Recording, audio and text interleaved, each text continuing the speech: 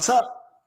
Hey, I was just doing my thing, You're always doing your thing. I absolutely love it. And, I know we get to do this thing again in a few weeks. We were talking about tradition, right? And, we're combining forces here, right? We're opening this up to your open to the world training, as well as, the Expert Mentor Series, which is really designed around the Honey Badger Nation with us, and having an opportunity to broadcast this everywhere. But we were joking before we went, is like, we have a tradition.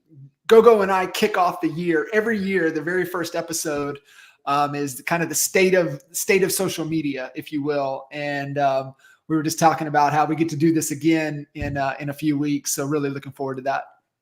Thank you, John, so much for being our guest today. I know we had to do it a little different. We had to improvise to make sure that all of our teams get access to watch this. So usually, guys, on every Wednesday at 1 o'clock in the Team Gogo organization, we do a production and mindset related training. But the last Wednesday of every month, we open it up to the public. Today, our guest was John. Since we opened it up to the public, John also asked if he can feed it to the Honey Badgers, right? So since we had to feed it to 3 different platforms at the same time, the only way we could figure out how is through StreamYard. So the 2 of us are going to be up here in StreamYard. The rest of you, if you are not a Team Gogo member or not a Honey Badgers member, then you guys can watch it on YouTube. If you are a member with us, but you brought a guest, make sure that they are on YouTube, because that's the only place they can watch it, because otherwise you have to be a member of Honey Badger or a member of Team Gogo to be able to watch it live in the Facebook groups. Your guests can watch it live on YouTube. And maybe, Lindsay, you could put the YouTube direct link, please, into the chat box. Can they see it from here? If you put it into a chat box, does that go to all of the different platforms? No, she'll have to put it on in the different groups or whatever. But we're live in a few places, which is really cool, that we've been able to kind of bring this together. But we're on your YouTube channel. We're actually on my YouTube channel. We're in the Honey Badger group. We're in Team Gogo Facebook group. We're actually in the Fast Forward movement. We were talking about Kyle and Dan before we went live. So we're in the Fast Forward group as well. So, oh my gosh, look at us go viral here. That's amazing. We had, actually, last night I'm on the couch and I checked my Instagram and I got like all of these notifications and it's sold out. I was like, oh, hold on a minute. It can't sell out. It's on YouTube. Like, anybody can go to YouTube. But what did sell out is the ability to apply to get the link, right? So we had to, I actually came on here super quick trying to figure out how to fix it. I couldn't, and Christy came to the rescue and we fixed it and everybody was able to register. We had so many registrations and I feel like we definitely hit a chord and what we are going to be talking about today. So I just want to walk back a little bit on my story and business planning. Even though I love setting goals and I absolutely love chasing them, right? I never really knew. I don't feel like, and maybe this is just me, but I don't feel like I got an instruction, an SOP of how to actually set goals and how to like reverse engineer something and figure out, what do I need to do today? What do I need to do this week? What do I need to do next month? Like, what do I actually need to do to reach that goal? How do I end? Most importantly, how do I slow down enough where I can spend the time with myself I want to achieve in 2024. So I couldn't think of anybody better to walk us through this exercise, because I didn't want to be the one doing the exercise because it gives me the weebie-jeebies. So I wanted to bring in an expert. So thank you, John, for being here. If in case you guys don't know, John, we go way back. So one of my very first, when I got introduced to EXP, I went to an event, which is a Honey Badgers event. So if you guys don't understand how EXP works, we belong to these different groups depending on who you chose as a sponsor. So because who I chose as a sponsor, I belong to the Honey Badgers group, and John is one of the founders of the Honey Badgers group. And they're at every event and they're so kind, and they literally opened up their book of business.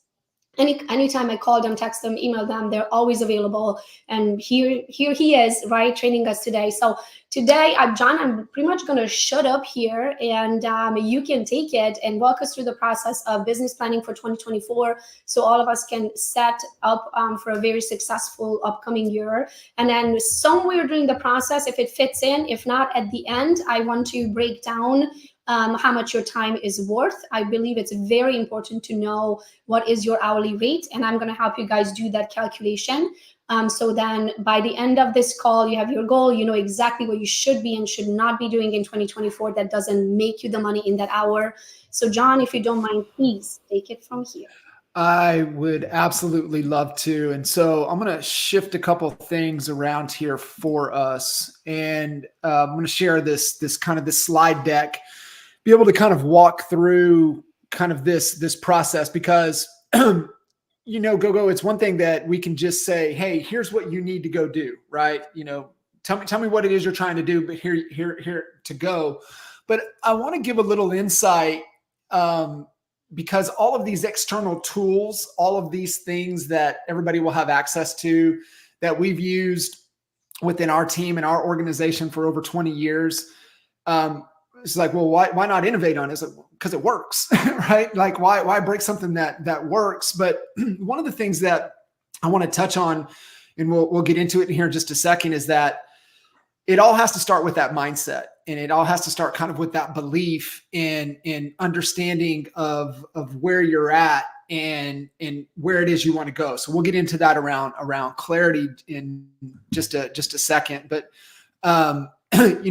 my goal, I guess, for this session, when we started talking about it in Gogo, we set this up and we got it on, and you're talking about like the conversations you're having with agents. You shared kind of your story, kind of your struggle. You wish people would have kind of given you a little bit more of this framework in the beginning to maybe you would have figured it out because you're just wired to figure things out. However, you could have collapsed time and shortened the process with less effort and less sacrifice if you had more clarity and you had a roadmap to be able to follow. And so my goal is to give you guys some foundational tools to be able to work with and help yourself as you're starting to think about the future. You're starting to think about 24, and I want you to even fast forward out. And I'm having some fun with clients and even ourselves.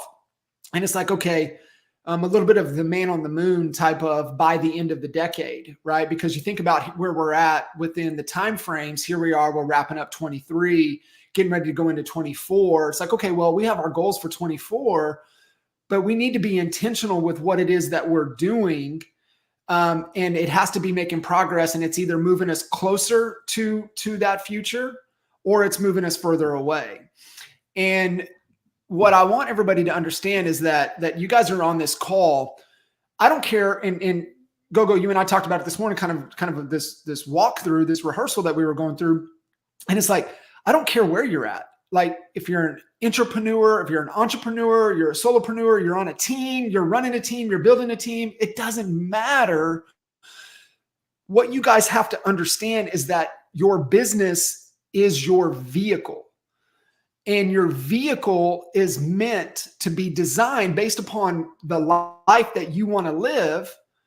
And your vehicle is a vehicle that's moving you to there's the number one goal in business. The number one goal in business is freedom. And your business it's a creative world. You have to be designing this business in a way that's going to allow you to move closer to your freedom. And Gogo, I'm going to kind of share this story because it's so important to grasp of what this is.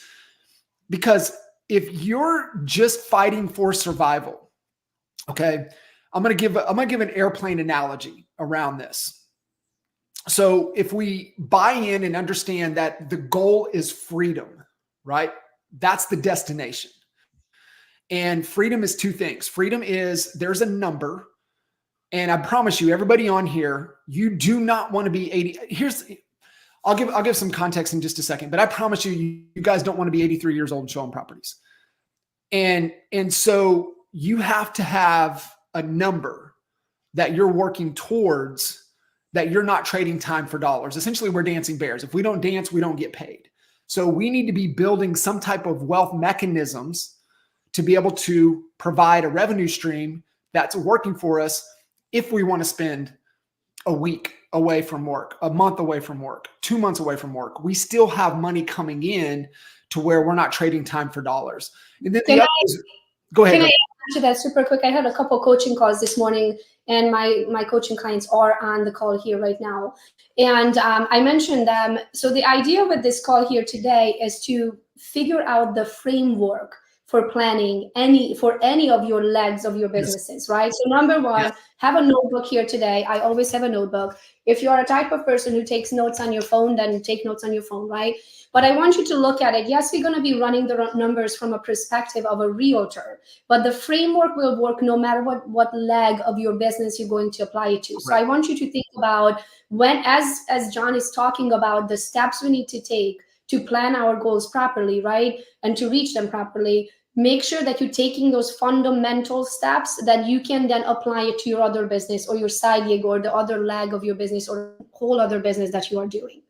And John, also, we have people on here who are not realtors. I know for a fact we have lenders and title companies and other entrepreneurs on the call here today. So just kind of keep that in mind. And it's not just realtors that we call today. 1,000%. So everything we're talking about applies. It applies to not only the bucket of wealth, it also framework to your health, and it's a framework to your to your relationships. It all makes sense. So I'll come back and I'll come back around to finish kind of that thought as we're talking kind of bigger picture in just a sec. But real quick bio, I know Gogo kind of teed it up a little bit. I know we have a lot of honey badgers on here, but just to real quick give some context. I'm Coach's kid, man. My dad was in the public school system for over 40 years, so I'm kind of hardwired from birth, from the coaching DNA. I mean, I grew up in the locker room. I grew up on the hardwood. I grew up out on the fields, and it's just growth and understanding through observation.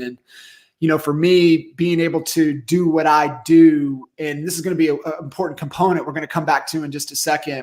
But what is that purpose? I mean, what gets you out of bed before the alarm clock goes off that you could do forever? And for me, it's inspiring and challenge people to think bigger so that we can see that transformation in their business and their lives. And, like a lot of folks, college dropout, I spent a year going to Cameron University to play golf, and I ended up on the drinking team instead of the golf team, so that didn't work too well.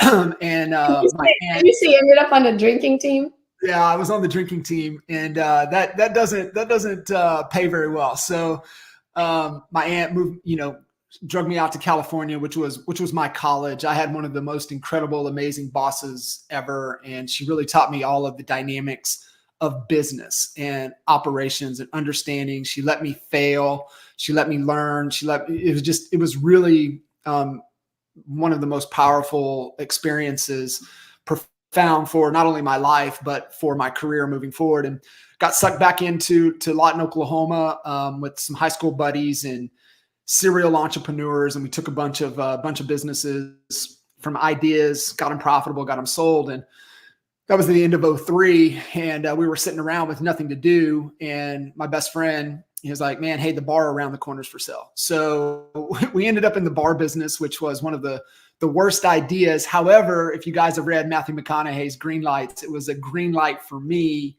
because what it did is, Michael Reese was the connector, and Michael Reese connected me with Jay Kinder in 2004.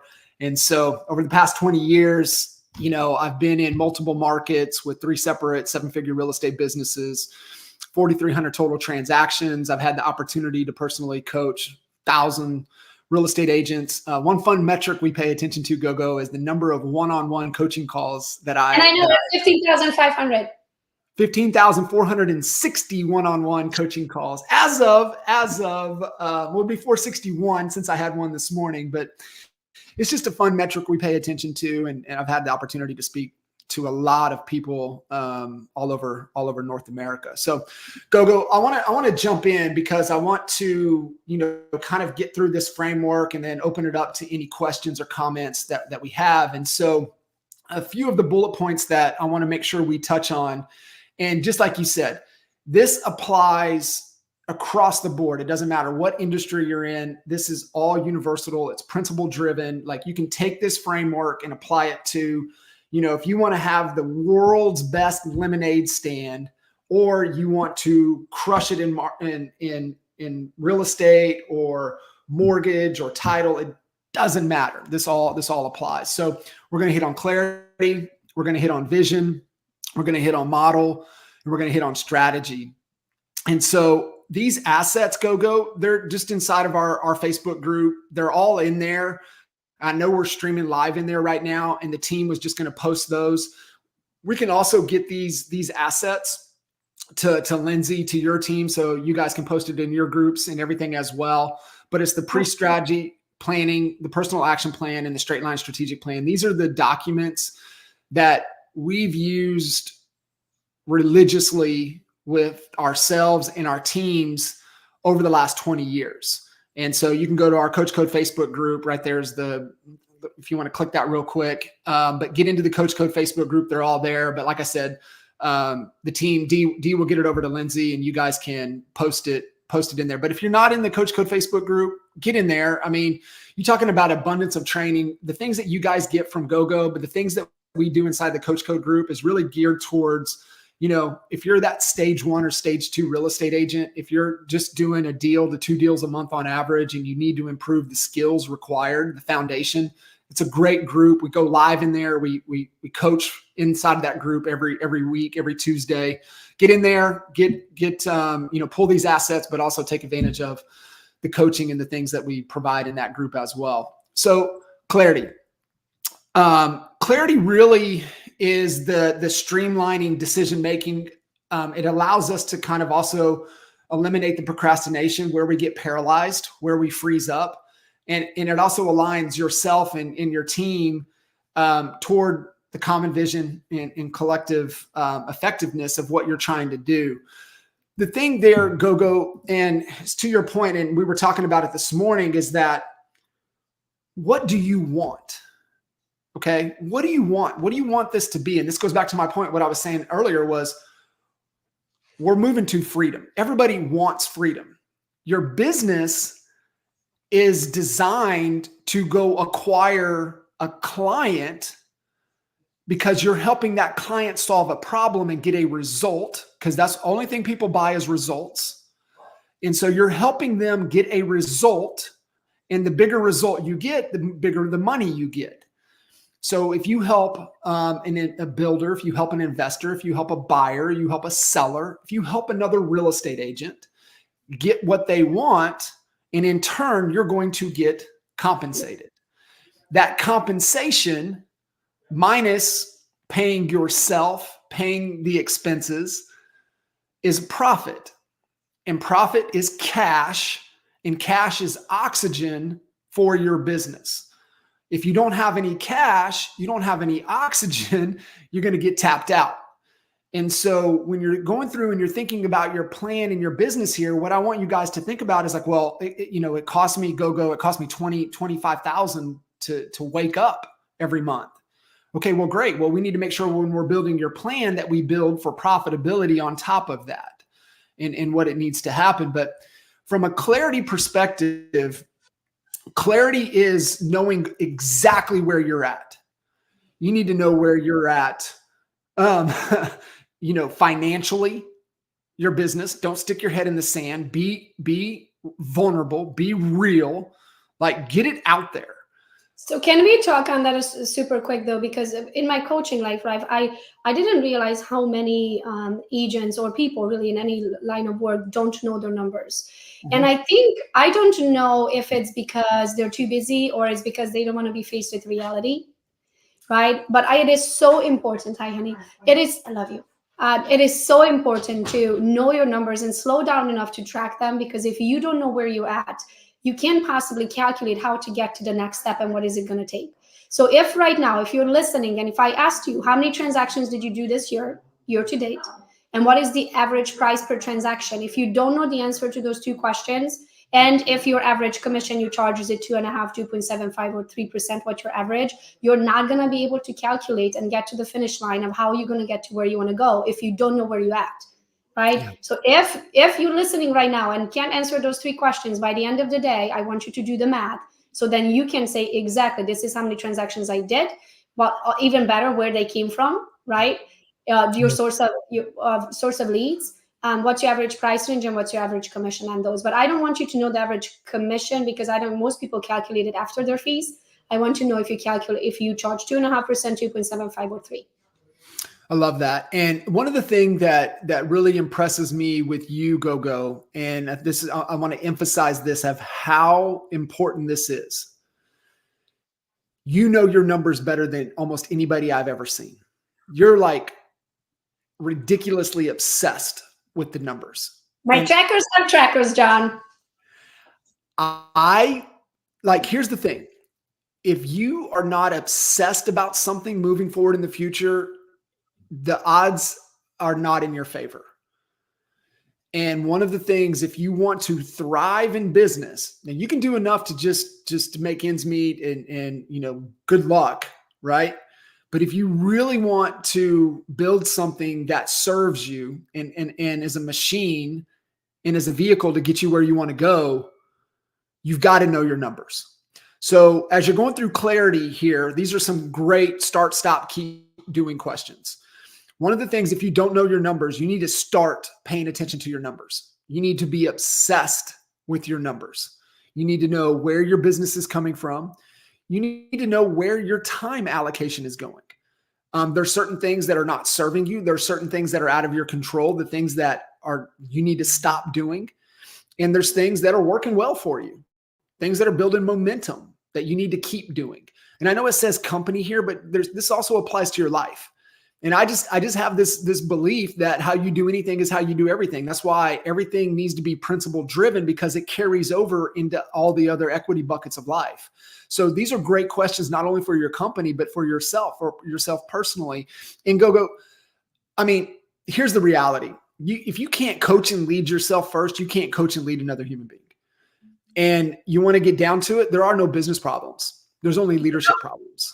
You know how I learned this one? I learned it from Brent Gove. He said, people don't do what you say. People do what you do. Mm-hmm.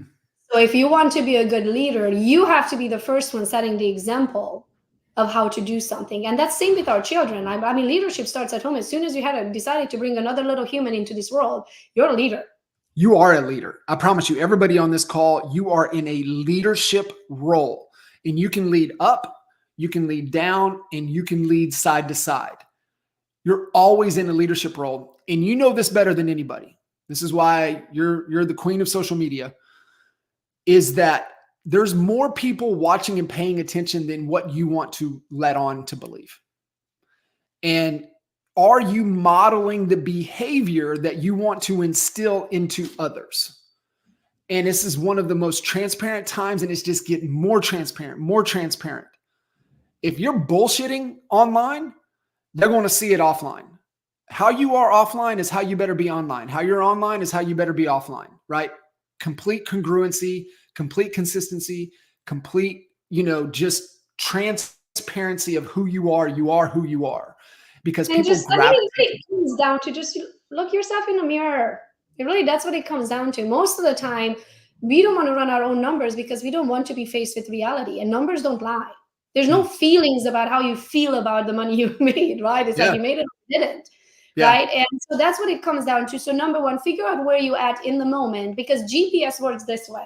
When you get into the car and you use GPS, as I like to say, we all have an internal GPS, right? What happens? Satellite tells this is where I'm at.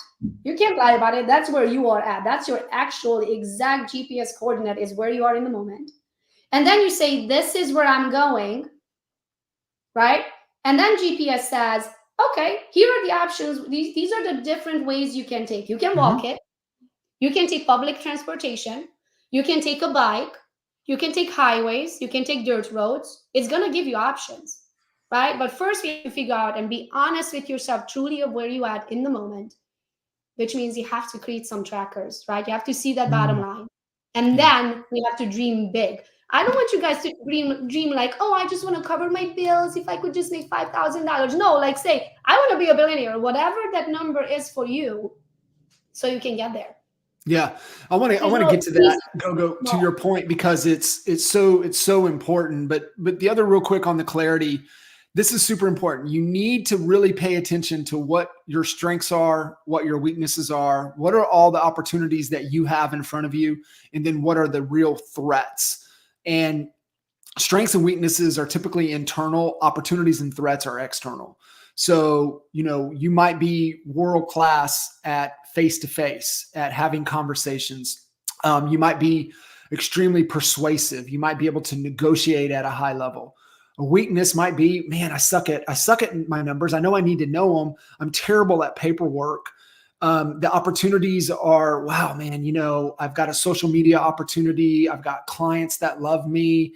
I've got so many warm outreach. I'm not afraid to get on the phones. That's a strength of mine. Maybe an opportunity is some outbound cold traffic, right? So what are all of these opportunities? There's builder opportunity. There's downsize opportunity. There's always opportunity. It doesn't matter what the market is doing. There's always an opportunity. I mean, I got to ride through 6, 7, 8, 9, right? I got to ride through that market. My opportunity was new construction.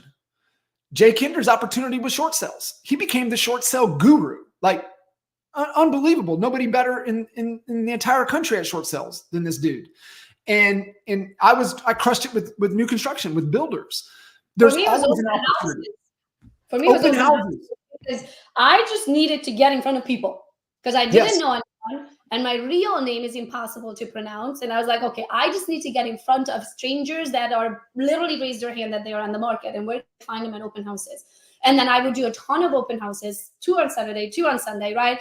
I would ask other agents for their open houses. Literally, I'm like, can I have it on Saturday? No, it's already taken. Sunday? No. How about Thursday, Friday, Tuesday? Like, I don't care. Just give me a time. If the property is not sold, I just want an opportunity. And then I would go live at the open house, and that's where social media came in, right? So one thing fed the other. I knew myself. I knew if I can get in front of someone, I can win them over in person. I just need that opportunity to get in front of them, right? So this is how you want to look at your opportunities. What are those things? First of all, what are your strengths?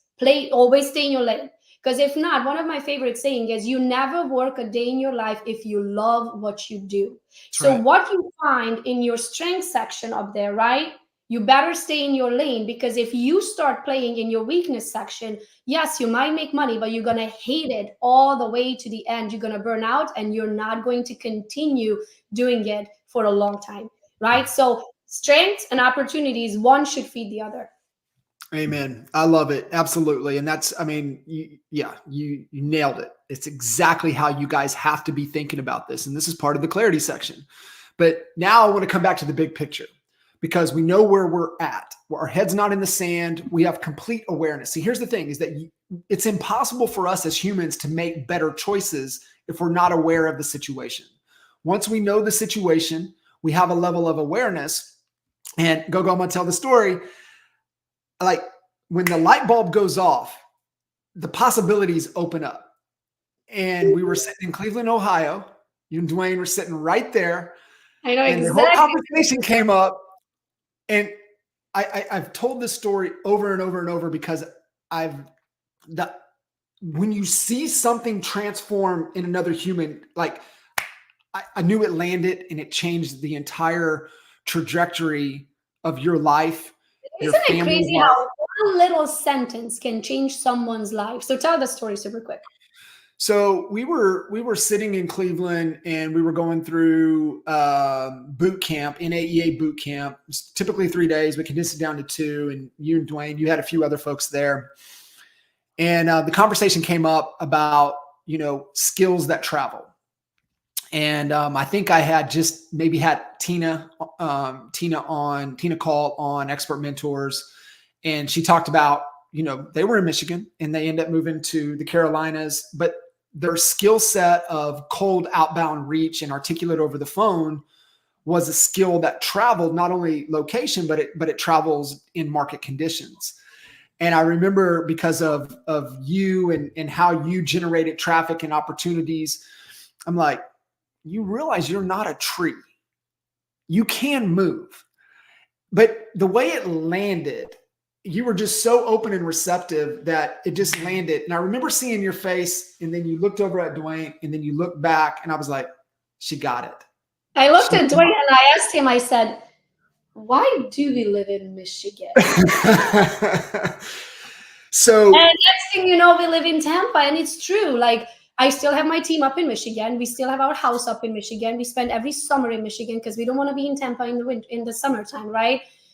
But you can have it all. It blew my mind how, well, just most of the time we born somewhere, we will live a lifetime there, and that's just what we do because that's what most people do. We don't think on, hold on a minute, I could actually do the same exact thing over here and chase my dreams. Like, why am I not chasing my dreams? So your job, think about it. If you're not happy where you're at, maybe you're happy where you're at, right?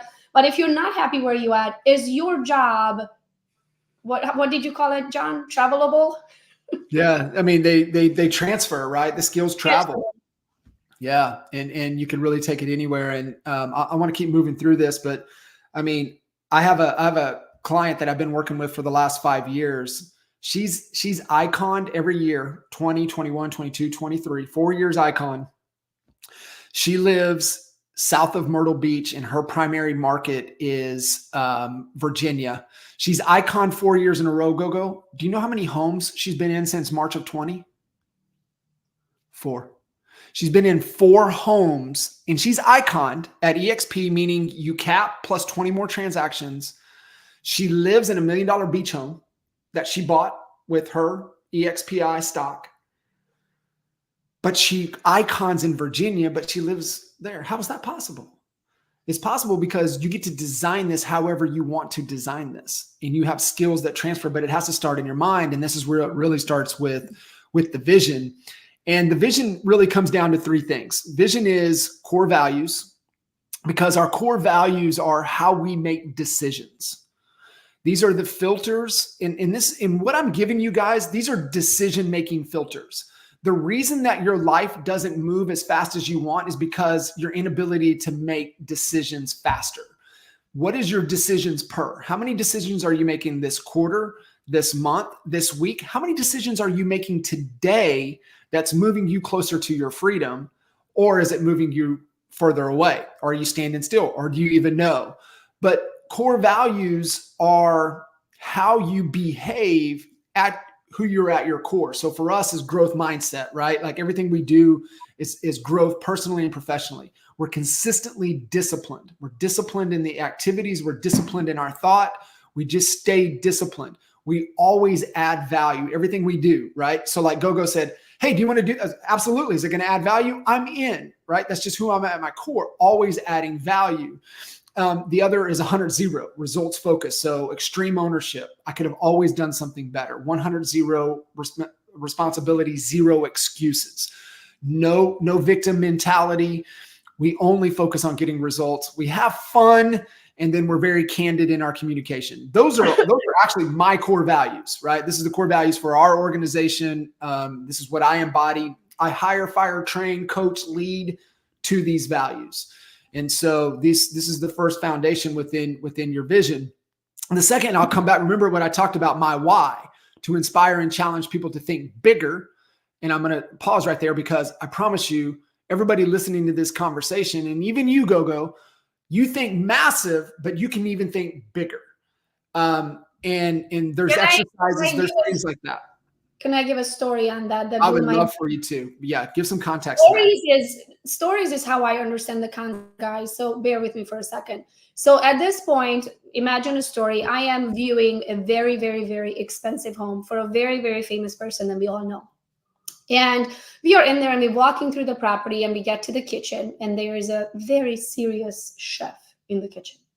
And, you know, my personality, jokingly, I'm like, so what's for lunch? And he looks at me, no facial expressions, and he says, what would you like it to be? And I was like, oh, that's not how it works. I thought people who have chefs, the chef comes up with the menu for the week, the chef makes the menu, and then that's what they eat, whatever the chef puts on the table.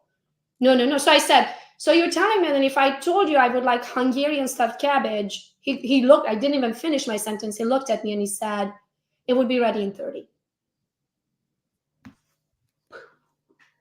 Blew my mind because it made me realize that we are as good as our questions and our life is going to be as good as our imagination. That's what I could imagine. I could imagine that a chef would make me a weekly meal and I would eat whatever the chef makes, right? Why can't I imagine that he would just make me whatever my little heart desires in that moment? And that made me wonder what else I can see. What else I can't imagine? So when you are building your goal, guys, I want you to sit with yourself and question yourself. And here's another way I learned this lesson. The very first time I said, I'm going to make $150,000. Guess how much I made that year? 156. I learned 2 lessons from that. Number 1 lesson, holy shit, this works. Mm-hmm. You bring what you think. Number 2 lesson I learned from that, why did I limit myself to 150? Because if it does work, why didn't I ask for 300? Why didn't I ask for 500? Why didn't I ask for a million? And that's because I could not imagine making that money. So when you are, in another way saying, we all live in cages with the doors wide open. Mm. If you're setting your goal to 150 or 200 or 300 or a million, whatever your goal is, then question yourself, why? Why? If you can do 100, you can do 200. If you can make a million, you can make 2. That's right. Why are we limiting? We all live in our own little boxes that we put the lid on. So when you set your goal, question yourself, are you setting that goal because you can't imagine the double of that? The 7 levels of why, Andy. Yes, we actually did that at my BBM. Gosh, I can't think of retreat. So I do 2 retreats a year where I spend 3 days with people, and Andy was there. And the 7 questions of why is, ask yourself, why did I ask for 150? And then you're going to say, well, because I believe I can do 150. And you say, okay, why do I believe I can do 150? And you answer, well, because there's only me and I don't have a team. Why don't I have a team, right? So then you continue answering the why 7 times. And by the 7th time, you will get to the root of the truth of why you set yourself that level. And you're going to set yourself free. And you're going to be like, holy shit, I can make 300. Okay, I'll take 300. It's always layers deeper. And we keep it at the surface, and we've got to get down to the real root. And what we're finding, so you guys understand this, and this is part of emotional intelligence. And this is where the evolution of you as a human, not only some type of mindfulness practice, but your evolution through emotional intelligence and understanding what you're getting down to is the core motivation for yourself. Remember, nobody can motivate you. People can inspire you. Motivation comes from within. And you've got to get down past the carrots and the sticks, right? That's a form of motivation. Carrots and sticks are motivation. But you got to get down to really at your core why it is you do what you do. That's your purpose. The goal that you're talking about here and why it's so important to think bigger than you can even imagine is that it forms an artificial constraint in our mind. And we're hardwired, Gogo, to solve problems. We fight for survival. We're hardwired to solve problems. And so sometimes we have to create an artificial constraint in our mind so we can go solve it. And that's what happens when you think bigger and you set something. You're like, I want to make 150. Great. What would it look like for you to do 150 a month?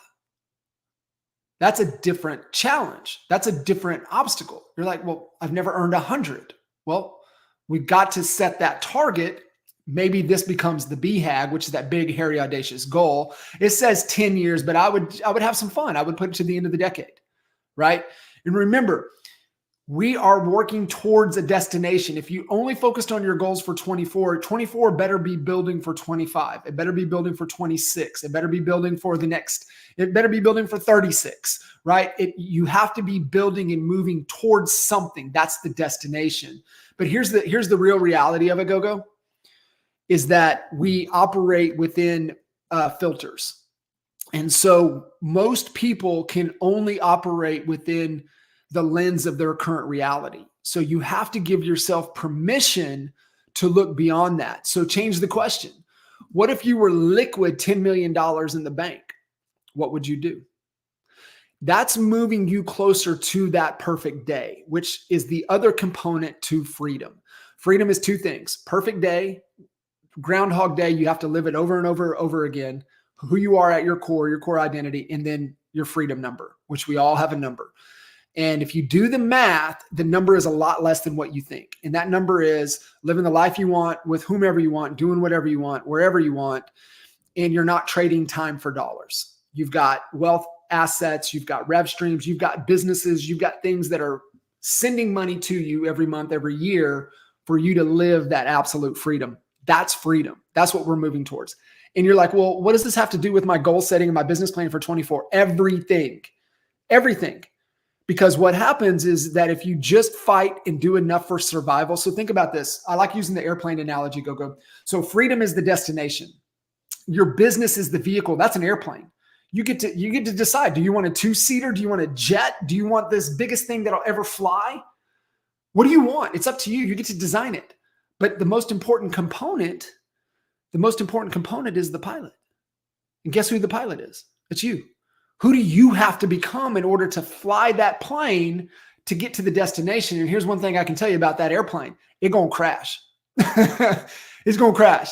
You're going to do a crash landing and you may need some reserves. But what happens when you crash, Gogo, is that if you just focus on survival, here's what you have to remember. Ain't nobody coming to save you. Nobody's coming to save you. And so the second you just get fixated on survival and you think somebody's going to come save you, you're going to run out of supplies and you're going to perish. What you do when you crash is you grab the map, you grab the supplies you need, and you get to walking. You might have to hitchhike. You might have to bum a ride. You might have to hop on somebody else's jet until you can get yours back up in the air and moving. And so that's just a great reminder of like, well, what does this have to do? It has to do with everything because we're moving in a known direction. That's the vision. All right, Gogo. I know we're spending a lot of time on this and it's really, really important, but I want to, mindset is 95% of your success, guys. If you don't work on the 6 inches between your ears, doesn't matter what opportunity is going to be in front of you, you're not going to take action. Doesn't matter what systems you have, it's not going to work if you don't take the opportunity. Doesn't matter what people you hire, how much leverage you got, nothing matters unless you work on this one. This is why everything that I teach and share, and this is why I'm so big on going to UPW year after year after year, which is Unleash the Power Within with Tony Robbins. People ask me all the time, why are you keep going back? I'm keep going back because different levels, different devils. The lessons that I learned last year, they fed the level of the mind that I had last year. They're not going to feed who I am today. And just as John said, who do you need to become to make that type of money? Because I'm not kidding you guys. If I had the knowledge, what I had 12 years ago when I got into the industry, when I bronchitis, I think, when I made $16,000, that is not the same person who made $3 million in a year.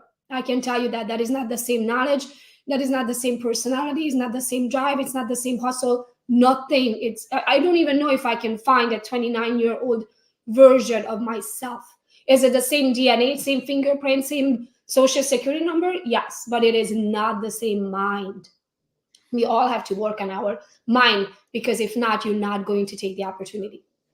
You know, Gogo, one of my favorite quotes, is no man steps in the same river twice.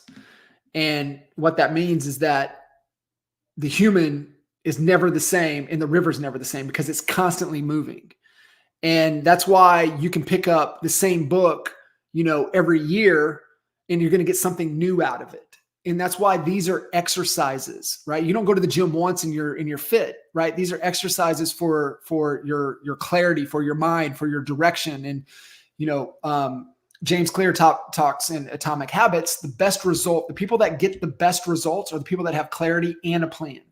Not just clarity, not just a plan, but clarity and a plan. And clarity is mindset. And the reason that we want to fast forward out and we want to think about the destination is because it's easier to reverse engineer than try to build from the start. And if you've ever looked at a really complicated maze, it's easier to start at the end and come back to the beginning than go from the beginning and get to the end. Try it next time. It's so much easier. And that's why you start with the end in mind so you can reverse engineer down to where you want to be. And the pre-strategy, those questions, those thought-provoking questions, and then really, thinking through the vision and getting into the plan. And this is really kind of the roadmap. It's our straight line strategic plan. What we just talked about here is the vision component. It's the core values, the purpose, the mission. We're talking about that big, hairy, audacious goal, which is long-term, which I would tell you guys, let's have some fun. What do you want your life, your business, this vehicle to look like by the end of the decade? That's fun to think about, right? We got all of 24 through the end of, 29 that we can, what do we want this to be? Be as creative, be as fun as you want. And what we're going to talk about here in just a second, Gogo, is 1 year. We're going to talk about 24, but think about the maze, right? The end of the maze for this particular, mountain that we're trying to scale. That's this destination. Well, what happens that 3 to 5 term, kind of in the middle of the maze? Where do we want to be? Where do we want to be in 24? And then what are we going to commit to? Here we are, the end of November. What are we going to commit to in December, January, February, and March? That's going to set the stage. Because right now, and it's funny, I was talking with Leanne about this. I just listened to Ed Milet dropped an old podcast, and it's called Separation Season.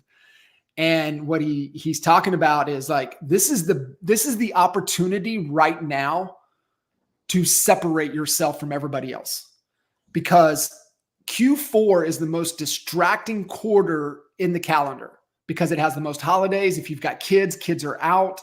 There's so many dang distractions, holiday parties. You got to go here, you got to go there. So when you look at the actual number of work days, it's the fewest amount of work days of any 90-day stretch in the calendar. And so you have an opportunity to separate yourself from everybody. And, Ed talks about, I don't expect you not to eat the cake, but maybe just eat half the cake, the slice of the cake. Maybe just only eat 3 or 4 bites of the cake. One more, right? That one more mentality, right? You need to make 10 phone calls, make 11. You need to talk to 15 people, talk to 16, right? Those are little separation things.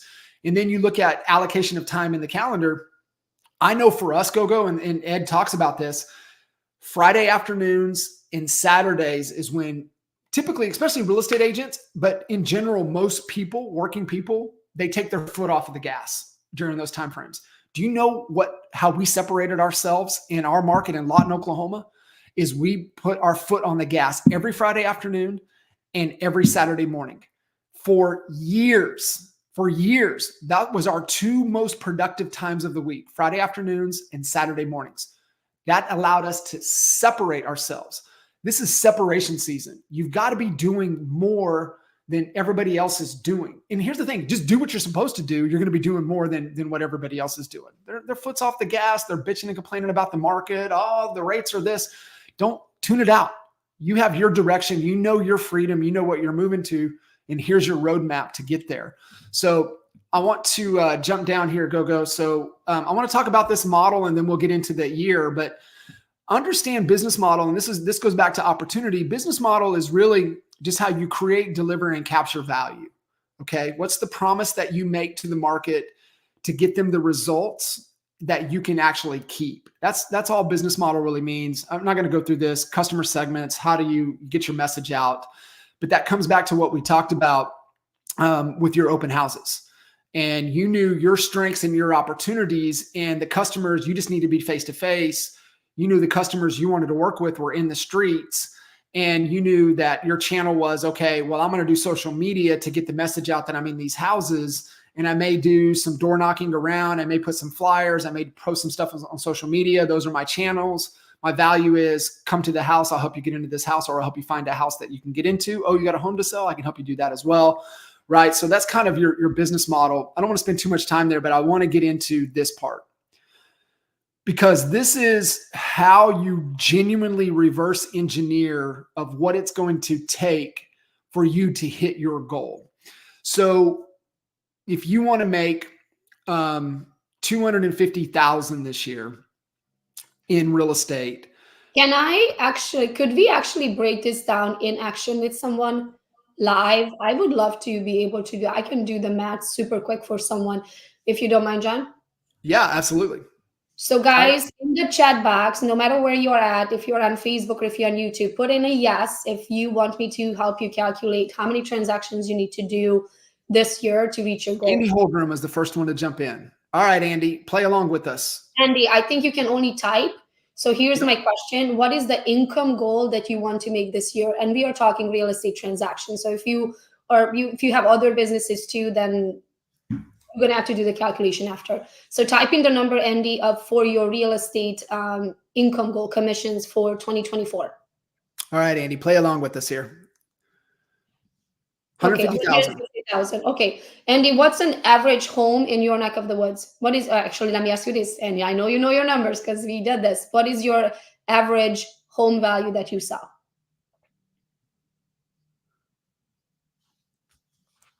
I like Stacy, a million. Love it, Stacy. Love it. Love it. Average home, Andy, is 150,000. Okay, Andy, do you 311. charge? Do you charge 3%?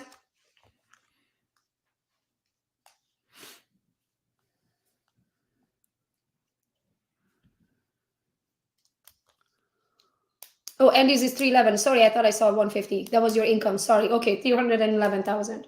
She wants to make 150. Her average sales price is 311 and 2.5%. 2.5%. Okay, there we go. 311 times 2.5%.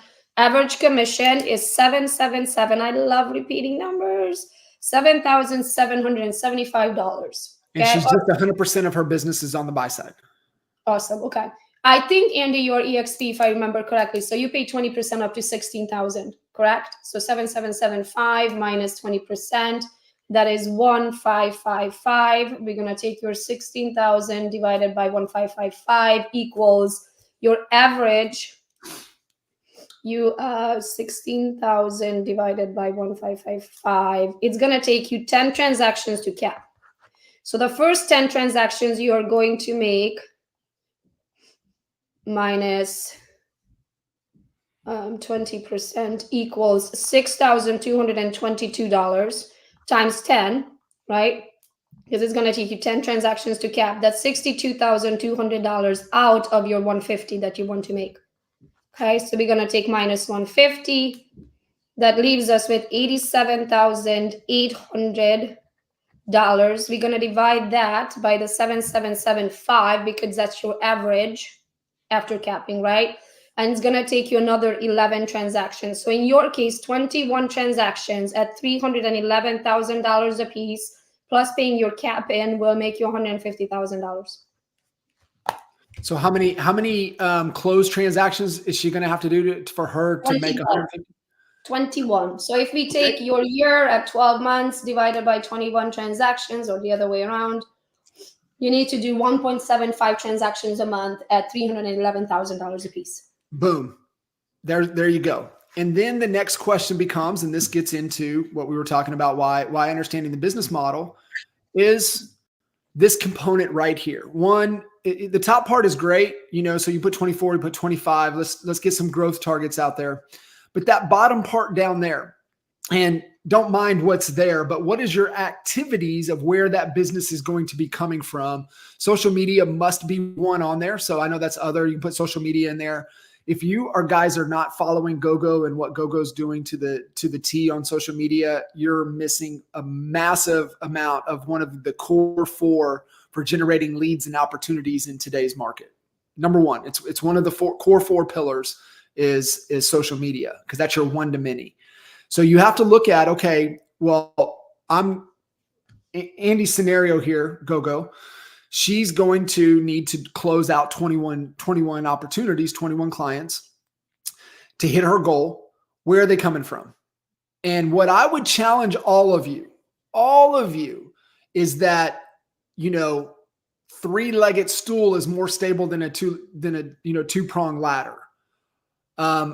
Four pieces to a chair is more stable than three to a stool. So our approach was always getting to at least five, what we called oil wells that are pumping in our business, because I promise you, they all ain't going to be pumping at the same time. So where is your business? And they're all going to be even kind of different seasonality. So the thing is that, okay, well, what are you doing for warm? People that know you, like you, love you, trust you, people that are in your phone, the people that you have emails for, people that follow you on social media. How are you engaging with them? Gogo social media. How are you creating awareness and curiosity and getting people to reach out to you for what you do in real estate? Are you wanting to have some cold outreach? Are you going to circle prospect? Are you going to for sell by owners? Are you going to hit some of the expires, the cancels, withdrawals? Like, are you doing the outbound stuff? And then what are you doing to run some advertisements? I mean, every one of you guys here that's on that, if you're at EXP or even you're at Real or whatever, most of these companies now are offering some type of platform, CRM platform. You must be running some low cost leads, advertisements to generate some leads, new construction, downsizing, price reduced, whatever is kind of a hook in your market. Those are your core 4. Where are they going to come from? Gogo said open houses. If you do open houses the right way, it can be a big time pillar for your business. So you have to identify where your business is going to come from once you break down what it's going to take. Can I add on to this one super quick? I don't want you guys to invent the wheel. If you already have existing transactions, I want you to write all of your closings down in the last year or the last 2 years, right? Go back, depending on how much time you have. Write down all of your closings, buy side or listing side, and answer this question: where did they come from? And by that, I mean literally. I don't want you to say it was my cousin. Did your cousin texted you? Did he talk to you at grandma's Christmas party? Do you happen to be doing yoga together with your cousin? Did they Facebook you? Did they respond to an ad? Did they text you? Where did they literally come from? I want you to take yourself back with every single client to the first contact. The reason why is because you're going to realize after you go through those 10 or 20 closings, or depending how many you had, you realize you're going to have usually it's about 2 or 3 major buckets. So that I call mine buckets, right? So one of them you'll see it's going to be your Facebook Messenger. The other one's going to be your open houses, or it's going to be your recommendations or past clients, or it's going to be referrals from other agents, or it's going to be up city, or it's going to be. So I want you to figure out where are the 2 buckets that you already know that you are really good at. You just never slow down to figure out where they come from. If you slow down to do your research, you're going to realize that you have a path, usually 2, right? So with that being said, you just need to do more of that. The reason why we don't realize when something comes natural to us, because it's a God-given talent. Yeah. And we don't realize when we are good at something because it comes so natural. Right. If you slow down enough to realize that, oh my gosh, I'm keep getting these at yoga, or oh my gosh, it's my book club, or oh my gosh, people just Facebook me all the time, or they text me, or I pick them up at a country club while golfing, right? Whatever that is. So go through your 10, 20 transactions and figure out what are those 2 things that most of your leads came from, and just, again, stay in your lane. That doesn't mean you can't add on. That doesn't mean that you shouldn't throw $10 at it and run Facebook ads this year. Yeah. But if you already know that something's working because it worked over and over and over again, because that's where the past one came from, just do more of that. It's simple. It comes easy to you. So go through the last 10 and 20 and write down those buckets, and you'll see you're going to have about 2 things that happens over and over again. So spot on. And the thing too is make sure you're squeezing all of the juice out of that opportunity. And most real estate agents, they don't go deep enough with it, Gogo. They just kind of pick at it instead of going really deep, right? Like, so if you had like one thing that worked really well, how can you optimize it? And are you getting all of the opportunity out of it? And I can promise you, no, you're not, right? Because, are you optimizing it with people? Are you optimizing it with AI? Are you optimizing it with video? Are you optimizing it, what are all the other ways to really squeeze all of the opportunities out of it? And so find, like you said, where you look back and you're like, hey, well, I closed 15 deals this year. Well, where did those 15 come from? And you're spot on. There'll be 2 major lead sources. And you're like, okay, how can I squeeze more? And then what can I add? What can I continue to add? That's kind of an opportunity and a strength for me as well. So that's really good. Gogo, I want to kind of fast forward here real quick through a couple more of these slides, and then we'll open it up for some questions. I do have time to hang with you for those that are able to stay. And I do want to do the hourly rate. I think it's super important to know your hourly rate. So after John is done, please stay on, because I'm going to do a calculation. All of you are going to know what your time is worth by the time we are done here. Yeah, I want to get to that because I want to walk through that with you and how important it is. But once you know kind of the game plan, then the strategy is really being able to solve the right problem, right? What is the key? What is it that's going to stop me from in let's say in Andy's case, say maybe Andy did 10 deals last year and Andy wants to double and do 21. how are we going to get there? What's the game plan? And then what is the constraint that's stopping me? So that's a good strategy, right? A bad strategy, we don't even identify what that constraint is. And so, you start to really look at our plan here, and this gets down into knowing what our 1-year objectives are, Gogo. But then you get down into, okay, well, the quarterly execution. And what we mean by quarterly is the 4 quarters of the year: Q1, Q2, Q3, Q4. We're wrapping up Q4 right now. We're about to go into Q1. Statistically seasonally, for most people, Q1 is the slowest quarter. We even know that in Dallas, Texas, that only 18% of the sales in the entire calendar year happen in January, February, and March. So what are we doing in that time frame to be able to set ourselves up to make sure we accomplish all the things that we're wanting to accomplish in, the entire year? The initiatives portion of this plan, Gogo, really talks about, okay, well, what do we need to focus on? What has to be true? That's always the question you ask yourself. So in Andy's situation, it's like, okay, well, what has to be true for me to close 21 deals this year? And you start asking yourself that question, you're going to come up with better answers. So there's the plan. We've got a simple little thing people can jump into it. It's 7-figure blueprint. We'll kind of walk you through. If anybody wants to jump in there and take that, just 7-figure, write that down, 7figurebp.com, go through, kind of walk through that free training. And then it'll give you an opportunity if you want to chat with myself or somebody on the team to kind of help you, fine tune that game plan for 24.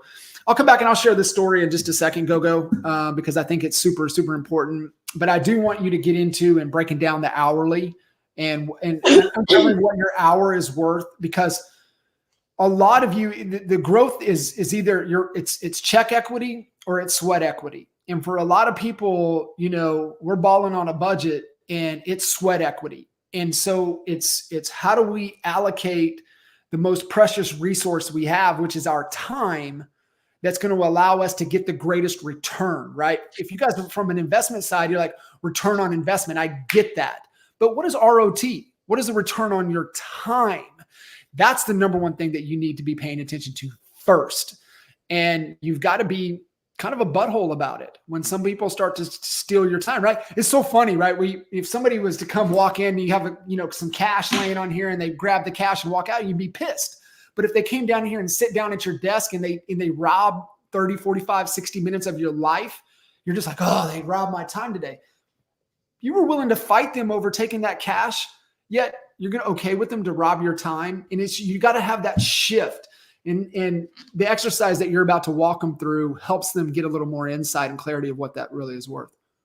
So number one, when the way I learned this, and you might want to write this down because it will change your life.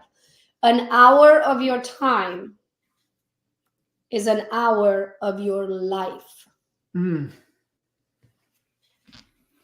You know why we say we never get that time back? Because you will never get that time back. If you're going to allow someone to waste it, or if you wasted yourself because you're doing not money-making activities, you literally stole money from yourself. So let me walk you through it. We're going to do the number one. We're going to do one exercise to figure out your hourly rate period based on the money that you made last year. And then we're going to break that down from the listing side or buy side so you can see the difference between the two. Okay.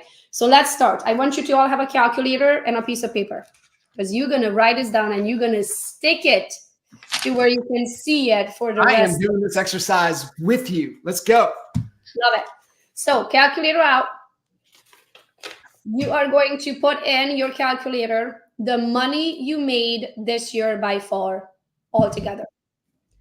Now we are going to calculate it like if this was the end of the year. I know we still have another month or so to make, but let's say that you're not going to do anything for the rest of the year. Just bear with me, okay? Imagine that this is your income for the year, the whole year, right? Put that number into your calculator. And then you are going to, and this is not after taxes and after expenses. This is the money that hit your account, the money you made, okay? Take that money, that amount, and divide it by 2080, 2080. The reason why 2080 is because if you worked a healthy 40 hours a week, and I know none of us do, but we all thrive through, right? Thrive through. If you work a healthy 40 hours a week, you work 2,080 hours to make that money. The number that's on the screen right now, that is your hourly rate. So from now on, take that hourly rate and stick it literally on your computer or anywhere where you're going to see it. And the way I learned this one is my coach at the time made me stick it to the washer. And it said it's a very expensive load of laundry. Mm-hmm. Do I qualify to do a load of laundry? Absolutely. Should I be doing the load of laundry, or how long does it take to do laundry? Right? Let's walk through it. You're gonna go around the house in every room and you're gonna gather everybody's laundry. Then you're gonna separate it by darks, whites, and colors. Then you're gonna run a white load. Then you're gonna run a colored load. Then you're gonna run the dark load, right? Then you're gonna take it from the washer, put it over the dryer. Then it's gonna dry for another hour, right? And then you're gonna take it out of there. Then you're gonna fold it, right? And then you're gonna disperse it back to where you found it. Let's say that's 3 hours. In those 3 hours, how much do you think it would cost you to hire a stay-at-home mom to come over and do a load of laundry? 3 times a week. Wash it, fold it, and fold it for you. Put it away. Put it back where they found it. Just clean. How much do you think it would cost an hour? Think on that number. Let's say it's nationwide is somewhere between 15 to 25 bucks an hour. Yep. Okay. So that hourly rate you wrote down. So let's play with my hourly rate, 4,200 bucks an hour. Should I pay someone 25 bucks an hour to do my laundry, or should I do it, which is going to cost me $4,200? Because if I stayed in my lane and I did what I'm really good at, I make 4,200 bucks an hour doing what I'm really good at. So most people will look at it, yeah, but Gogo, I can do a load of laundry and listen to your podcast and work on my laptop while the dryer is going. Sure can. You can answer emails and all that, can't we? But are you giving your 100%? And are you making money in that hour, or on top of doing laundry, doing data entry? The way you want to look at it, you have to close that, honey. The way you want to look at it is that in that hour, if I hire it out, yes, it's going to cost me 25 bucks, but I'm going to make 4,200. Yeah. Because I'm going to stay in my lane and I'm going to do what I'm really good at to make that money so I can pay the people to help me with all the other things that needs to get done. The reason why I bring this up is because next we're going to calculate how much money you make on the listing side and how much money you make on the buy side. And then we're going to figure out, should you have a transaction coordinator, should you have an assistant? Because as soon as you realize that imagine if I took those 3 hours of laundry, imagine if you took that 3 hours of laundry and you did what you're really good at for lead generation, what actually pays your bills, how many clients could you get? Can I share the study that we did when we did this? Yeah. We put a stopwatch to the buy side and to the listing side. With a listing coordinator or a TC, somebody that can handle, that process side of things. We put a stopwatch, and this is in a balanced market with about 4 to 5 months of inventory. Kind of that was the market conditions. Stopwatch buy side, 22 hours. I wrote down 20. Listing side, 2.5 hours.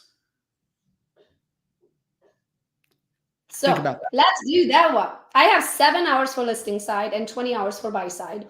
And I walk you through each side so you can kind of gauge yourself how long it takes you to work on both sides. Okay.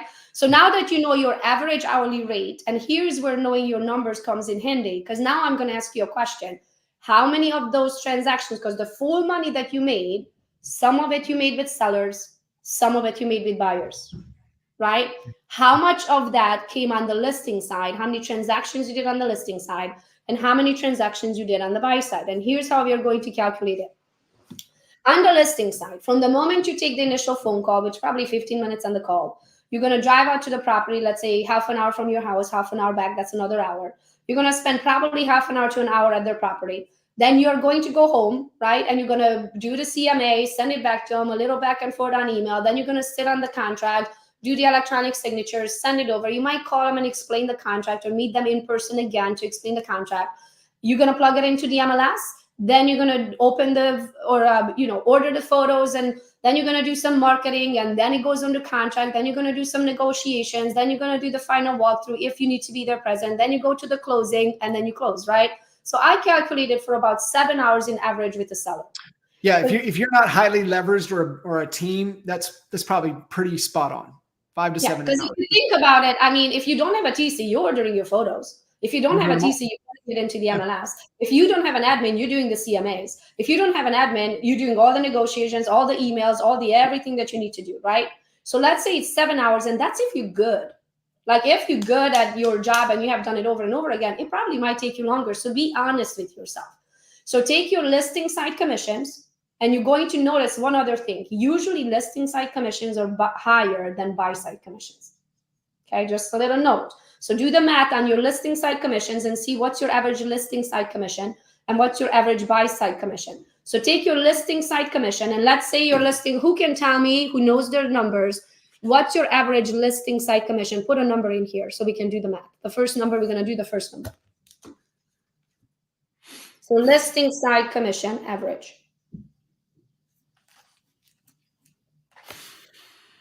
Somebody must know their listing side commission numbers. Let me make sure that my chat is working. None of you know your, oh, there we go, 10,000. Thank you. Thank you, Facebook user. Okay. Actually, Kentucky team, I'm going to use yours since it's an exact number. So 25,587, that's your listing side commission. We're going to divide it by 7 hours that you're going to work on that listing. Your average listing side, so listing average is $3,655. Now I need a buy side. And let's calculate the buy side. The buy side, I wrote down 20 hours. John said 22 hours. 20 hours. You know yourself best, but maybe we'll calculate it at 20 because it's easier at 20, right? To do the math. Now think on the buy side. What takes the most time is driving freaking circles, showing properties. And then after you show it, writing offers, it doesn't get accepted, back to showings. Then we do that a few times. We finally have an exit offer. Then comes the home inspection. Then comes the well and septic inspection. Then comes the, oh shit, we forgot to measure for the fridge. Can we go back? Oh my gosh, my mom is in town. Can we go back and show it to her? Then you're going to do the final walkthrough. Then they can't show up at the same time. You're going to stay there another hour until the husband can come from work to go to the final walkthrough. Then you're going to go to the showing. Then after closing, then after the closing, you're going to take them out to blah, blah, blah. In between, you're going to negotiate. You're going to deal with the title company, the lenders, the attorneys, the inspector, the appraiser, all of that, the back and forth, right? So let's say that's 20 hours worth of work. What is an average buy side commission? So somebody put in an average commission. I would rather you stab me with a dull pencil right in the eyeball than all the thing that you just talked about. I know, right? So actually, Living Kentucky team, can you put, and that's Melissa. Hi, she put 9,000. She put 9,000. So 9,000. Awesome. Significantly less. See how we went from 25,000 on the listing side to 9,000 on the buy side. So not only that the two commissions are already different from one another, for making 25,000, she worked 7 hours. To make 9,000, she's going to work 20 hours. So let's do the buy side math. So we're going to take your $9,000. We're going to divide it by 20. That is $450 an hour. So let me ask you this. Do you, Melissa, like to make $3,655 an hour, or do you prefer making $450 an hour? Yeah.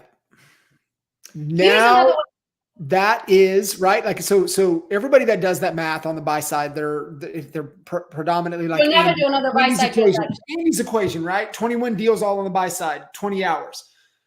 What do you think is the most important skill set for Andy to develop over the next 12 months? How to articulate your value to a listing opportunity.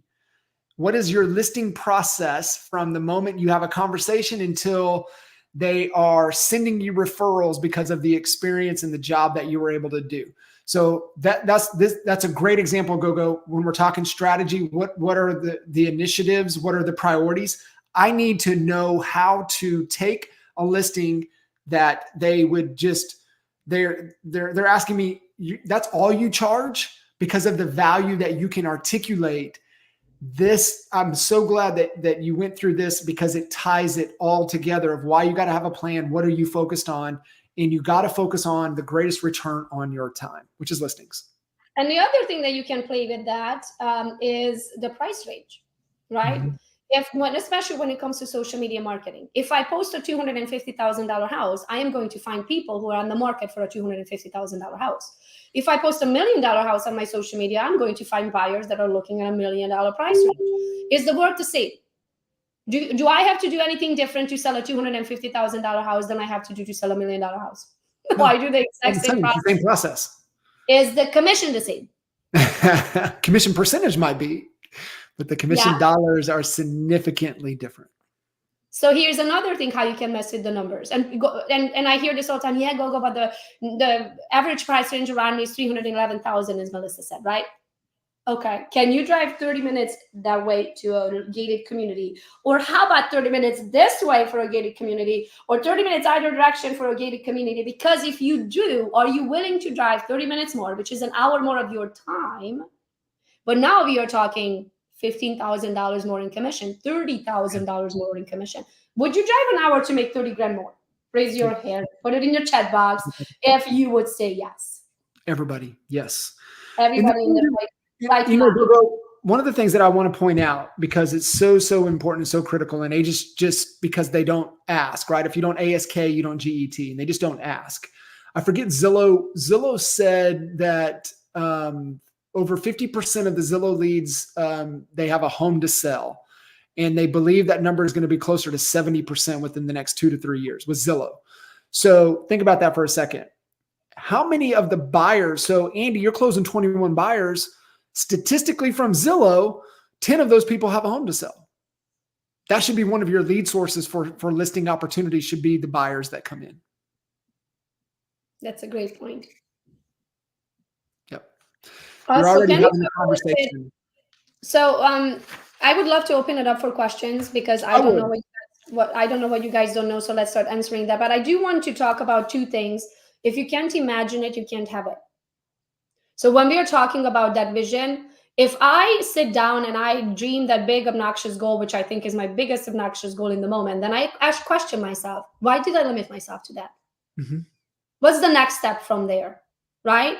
And then what the next step from there, I'm like, oh, I can't even imagine that. Then I will sit, I meditate all the time. I go to the ocean to meditate. You know where you feel best, where you're closest to God, right? Or your creator.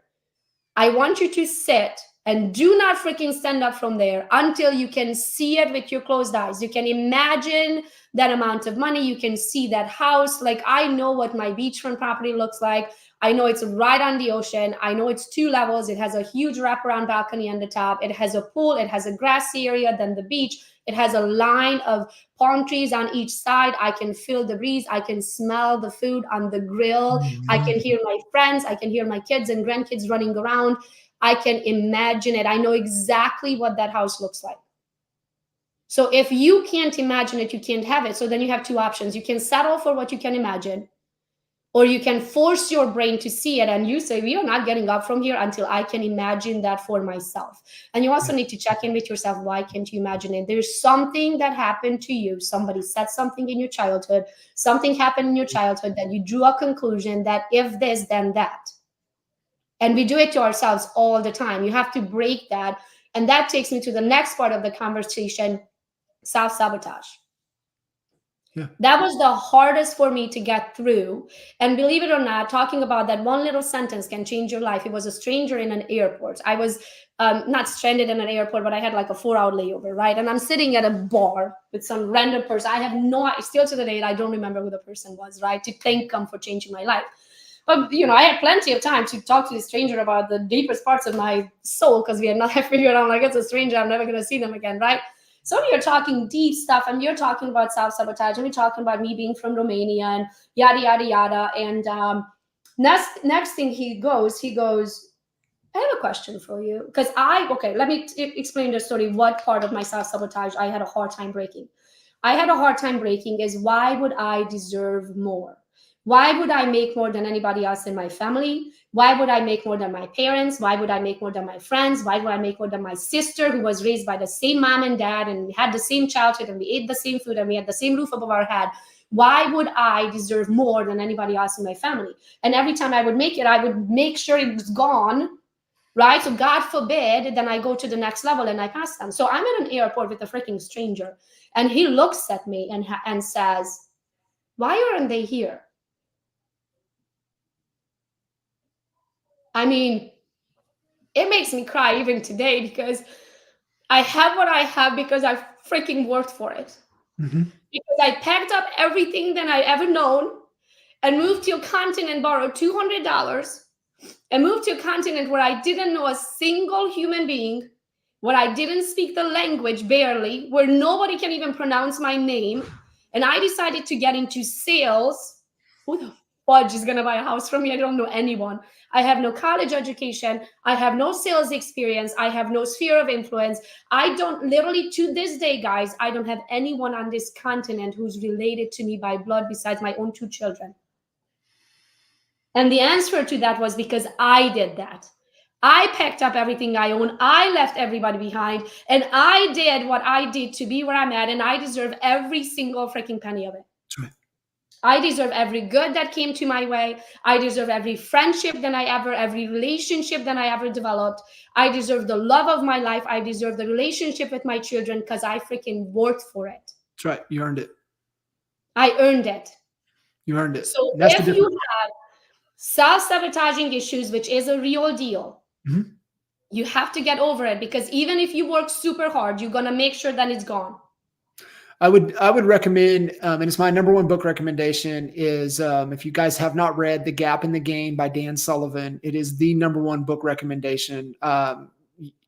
You asked me what book or whatever, I don't even know what problem you're trying to solve, because that's usually the best book recommendation is based upon the riddle, the problem, the thing you're trying to solve. But I can tell you, everybody on this call, if you have not listened to The Gap in the Gain, you have to listen to The Gap in the Gain. If you've listened to The Gap in the Gain, you need to go listen to The Gap in the Gain again by Dan Sullivan. It's his concept. And what Gogo's talking about, the self-sabotage is falling into the gap. And where we fall in the gap is that we're comparing ourselves to others. We're comparing ourselves that we should be so much further along, right? We've heard this little, oh, you're comparing, my chapter to your chapter. We're on the different chapters. And so the where we stay in the gain is measuring how far we've really come. And so like for you, Gogo, in your situation is just looking at every step, everything, every how far you went. And to your point, to that gentleman's question, and my follow-up question to you, and he's like, well, why aren't those people here with you? It's like, well, did you leave them, or did they choose not to come along? And what happens to the most people in our environment is they just choose not to come along, and that's okay. I can still love you from afar, but I'm going to help the people that are trying to get into my boat. I'm not trying to help the people that are swimming away from my boat. And that's where the self-sabotage is like, well, why are they swimming away from my boat? I really want to help them. They don't want your help. But there's 10 people right here with their arms up begging you to help them. Help them. Help them. And it's just so powerful. But The Gap in the Gain, to Gogo's comment, is it'll help you overcome that. It's that concept. And here's the other thing, guys. And Gogo, I want to share this, and then if you want to keep it open. But I had this image up there real quick, right? So I got on this endurance kick back at the getting ready to turn 40. And I lost my mom when I was 11 years old. She was 2 months shy of her 40th birthday. She passed away from breast cancer.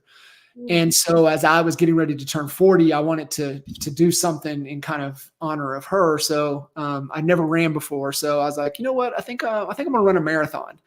And, I just want to do something hard, right? Really to challenge my mind and challenge my body.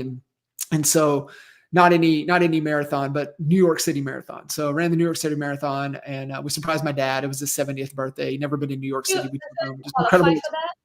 What's that? Don't you have to qualify for that? So great point. You just enter. Here's the thing. When you set a goal, then you go, well, what are all the ways? I'm a turtle.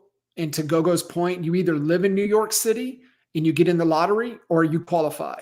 I'm slow as a turtle and I don't live in New York City, but there is always a way. So I raised money. So you can do a donation to get a ticket to get in. And I went the donation route through the cancer. There is a way. There's always a way. And I think that's a mindset shift for everybody on this call. Like if once you know your target, you know your vision, you have that imagination, then you ask yourself, well, what are all the ways? And nothing stops you. You have to be like water, and you find your way into any room. There's that third door concept, Gogo, right? So life is like a nightclub. You have the front door to where all of the sheep line up to go in. You have the VIP door, which you got to be a celebrity or you got to have the money to get into the VIP door. And then there's the third door. Could be an open window, could be the back door, could be crawling and digging a hole underneath to pop up in the middle of, there's always a way. And once you have that concept, there's always a way. You have to have that. And, you know, I got into the New York City Marathon, great experience. And I did it on my own, right? I downloaded a training and I trained myself and I figured it out on my own. And my point is, and I'll come full circle with it, is that a lot of you guys on here can figure this stuff out, right? You're here with Gogo, you're listening to her training, you jump on the free calls, you do this. Well, I listened to Jesse Itzler speak and he goes, you know, one of the worst things that we can do as human beings is once we accomplishing a big feat in our life is that we don't immediately reset the goal to something bigger to keep challenging ourselves. And I never did. I did that and it was massive. It was great. But now what? So I get an invitation to look at doing Ironman Florida. It was the 10th year anniversary for Ironman Florida. And I had no clue, right? Like, what is this? Oh, got to run a marathon. Okay, I got that. I got to swim 2.4 miles. Holy smokes. Only time I get in the water, Gogo, is I got a beer in my hand. And then it's like, on a bike? Breaking college again, huh? I haven't been on a bike since I was 14 years old. Like, what are you talking about? So I'm like, I'll download a program. I figured out how to run a marathon. I'll figure out how to do this myself. Well, I get about 2 months from Ironman Florida. I am lost. Like, I don't know what a transition is. How do I get my bike from Texas to Florida? Like a helmet. I mean, like this, that, what do I got to do? And it was one of those aha moments. And it's carried with me, like everything I do. So this goes back to your hourly thing, is that I'm trying to do this on my own. Dummy, you're a coach. Like coaches collapse time. Coaches see around corners. Coaches see our blind spots. They guide us. They give us the framework. Here's what you need to do next. They challenge us. They hold us accountable. And I'm like, what a dummy. And I reached out, found a coach, and you know, Hurricane Michael came through and ripped apart Panama City Beach that year. So I was able to defer, which was a little bit of a blessing for me because it allowed me to train with a coach for another 6 months and had a great experience. Ironman Texas. We went back, did Ironman Florida, did Ironman Tulsa. And then now I'm on this, long endurance kick. Just finished my third 100-mile, foot race 2 weeks ago. Gogo, not possible without a coach. And so, wherever you guys are at, find, there's a difference. Mentorship, getting into Gogo's program, getting into Gogo's trainings, getting into our Facebook group. We're mentors. We can mentor you, but there's a difference in a coaching versus a mentor relationship. A coach is somebody you invest in.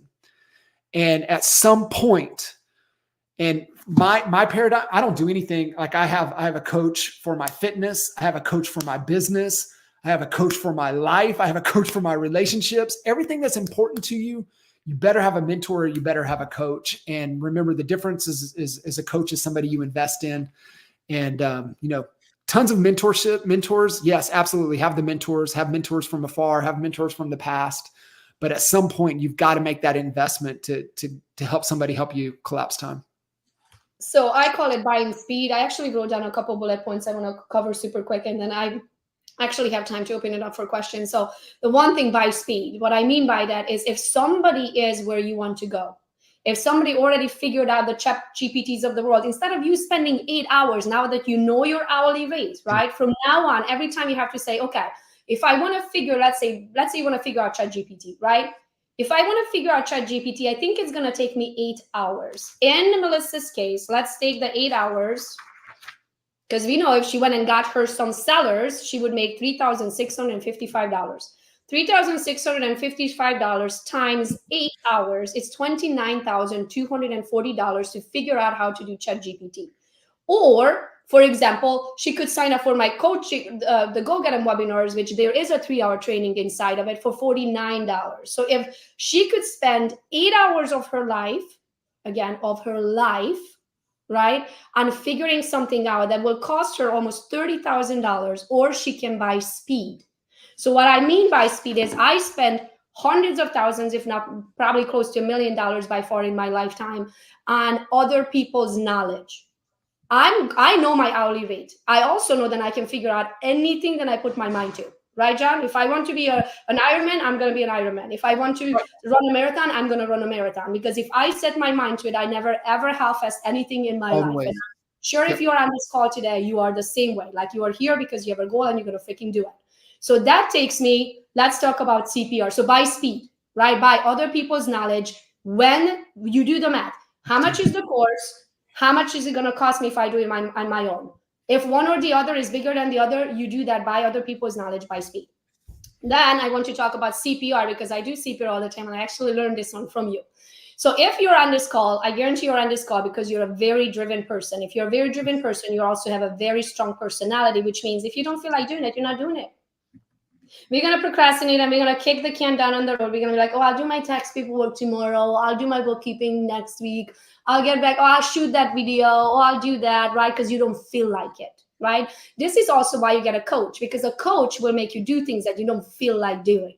Okay, so that's why I have a coach, because I have a very strong personality and I need other people to tell me, to kick me in the tush sometimes, because otherwise I don't feel like doing it.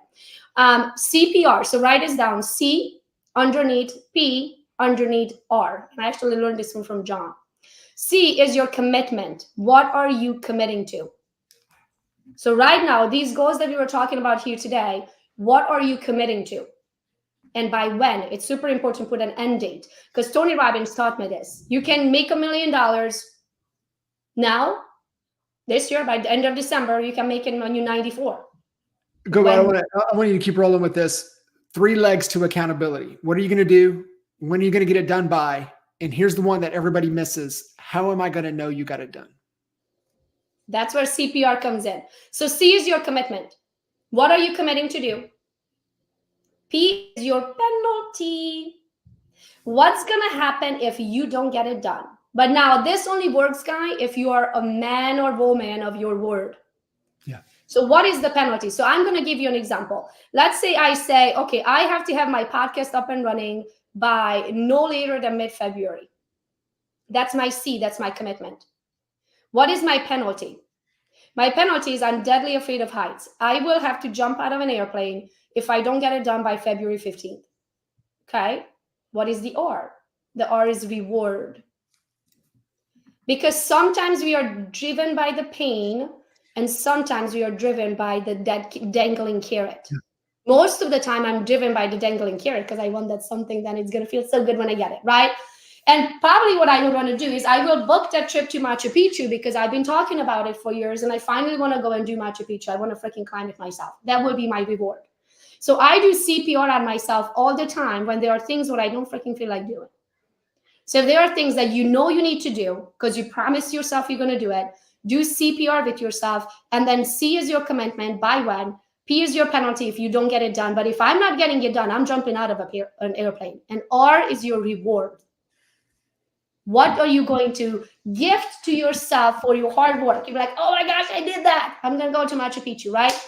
Now, the other thing I wrote down, what else can I do? So John, when you use the example of like, well, I run a marathon, why did I stop there?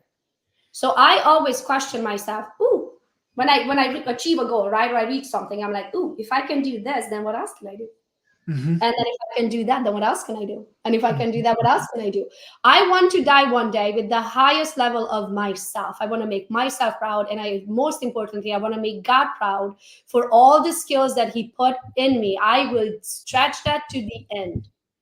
So that's the old saying, right? You know, somebody's definition of hell is that you show up at the pearly gates and you meet the version that you could have become. And, that really resonated with me. Corey, his last name's slipping me, but he posted that on social media. It's been 7 or 8 years ago. And it's one of the things that I think about a lot. And David Goggins talks about it at the end of one of his books. He talks about that, the last 5 minutes, it might be Can't Hurt Me. The last 5 minutes, he talks about this exact same thing. And he goes, when I show up at the pearly gates, he go, and in David Goggins' language, he's like, he goes, that dude that thinks that's the version, he's going to be embarrassed because of the version that I really am. And meaning that he's going to be exponentially better than even what God had intended for him. And so that's just a great perspective and mindset. And to your point, where you've evolved as a leader and a visionary, Gogo, is that you are always thinking about that next move, and you're really becoming and playing chess. You're not playing checkers. You're looking, right? They say grandmasters can see 12 to 15 moves ahead. And that's where can you see, right? And Patrick David Bett has a really good analogy of this. It's your next 5 moves. And so like, you've got to get to a point to where you can see the next 5 moves. And what we talked about today, we went really fast through, but that framework allows you to see your next 5 moves. And to Gogo's point, guys listening here, like, do the work, be accountable, know what you're worth, set targets, set goals that scare you, because it creates an artificial constraint and your brain goes into, how am I going to do that? That's where the mentors and the coaches and the peers and the accountability comes in. And that allows you to figure out and solve problems, because we're humans, we're hardwired to solve problems. You just got to have a big enough problem that's worth solving. And I think that's where a lot of people get complacent, Gogo, is that the goal is not big enough. It doesn't form a big enough constraint for them to be like, I'm not worried about trying to solve that. And that's what you've done a really good job of, is that you set really big, damn scary goals. And I watched Dr. Wayne. If you guys know Dr. Wayne Dyer, he's one of my absolute favorite for mind change or mindset stuff. And I was watching one of his episodes, and he said, some people live for 90 years and some people live 1 year 90 times. So make sure you are not living and reading the same chapter of the book over and over again. Make sure you are not making the same $100,000, selling the same 10 homes every single year. And that might be good. It might be good. I mean, you can live off of 100,000 easy, but is that your best version? Is that what you want for yourself? And don't forget, people don't do what you say. People do what you do. Is that the example that you want to set for your children? Because they watch you. They watch us every single day. We tell them, go chase your dreams. Do we? Do we chase our own? So make sure you set the right example. The next one is get help. I could not do what I do here today without my team. And when you know your hourly rate, you need to hire everything else out that is not making you that money, and help hire people that you can change their life, where they can go on this journey with you, where they can work from home, where they can do what they are good at, you do what you are good at, and everybody's happy. Hire help. No empire was built on their own. You cannot build an empire by yourself. You are going to hit a ceiling. Like, you might be at 10 homes now and you want to get to 100. I tell you, right around 40 to 50 homes. If you are an individual agent, your head is spinning. You can't tell from your headphone behind. You don't know what side of the transaction you are on. And you certainly have no life. And that is not, remember when we talked about freedom, that is not what we want to do. It's the sacrifice to your relationships and your health that it's not worth it, guys. Like I said, I shared my story, my 20 years, and I have such a unique perspective because of the 3 different companies that I've been a part of that have been well over 7 figures in revenue sales. They're all different markets. 120,000 average sales price to down here in Dallas, Texas. So that perspective, but also the 15,000 plus, one-on-one coaching calls over the last 12 years. There's not a situation that I've been able to work clients through. But the number one thing is that if you're all in on there and you're not leveraged correctly, you're suffering in your health or you're suffering in your relationship. And it doesn't have to be that way, Gogo. It doesn't have to be that way. You can have it all. You can have it all. Mm-hmm. You remember, I actually made a post about this not long ago. Where we learn where we can't have it all? We learned in childhood. You remember when you went for the pantry or the freezer and you got 3 ice creams and you were running up to your room? Your parents were like, hold that a minute. There was a bag of chips, some ice cream, some lollipops, some whatever. And your mom said, oh, honey, you can't do that. You have to pick one. Okay, pick one. Which one do you want? Yeah. And that lays the foundation for our life, thinking, well, I can't have it all. Well, I can't make millions and have a healthy relationship and have a six-pack and have healthy children and go on trips and run a business and have employees and have free time. And yes, you can. Yeah. If you can imagine it, you can have it. You deserve to have it all. One more thing I want to add on is the TC. So when we calculated your hourly rate, most people don't get TCs because like, I can do that. Now that you know your hourly rate, you will never push paper again because that does not make you money. That takes money from you. So if a TC will cost you, let's say $300 and you're making an average of $10,000 on a commission, should you go and get another client? Should you take those? How long do you think it takes to take a file from start to finish? 3-4 hours? Yeah, I'd say 4 or 5 max. Yeah. Let's say it's like 4 hours. Let meet me in the middle. Let's say it's 4 hours to take a file from start to finish, from the moment the file starts all the way to the finish line, right? What is 4 hours costing you to do that? Should you pay someone $300 and in those 4 hours that it would take you to do paperwork, go get 4 more sellers, which in return is going to make you a, I don't know, $10,000. No, that $3,000 an hour example. I mean, think about that. And you know, but the other $3,000 an hour for doing what she's been doing. But what if in those 4 hours she gets 4 new clients, 1 client an hour? That's right. It's opportunity. Now we are talking. Now we are talking opportunity cost. That's what it's costing you to do the paperwork. We know that for Melissa, it's cost her $3,655 an hour to do paperwork, right? But what is the opportunity cost?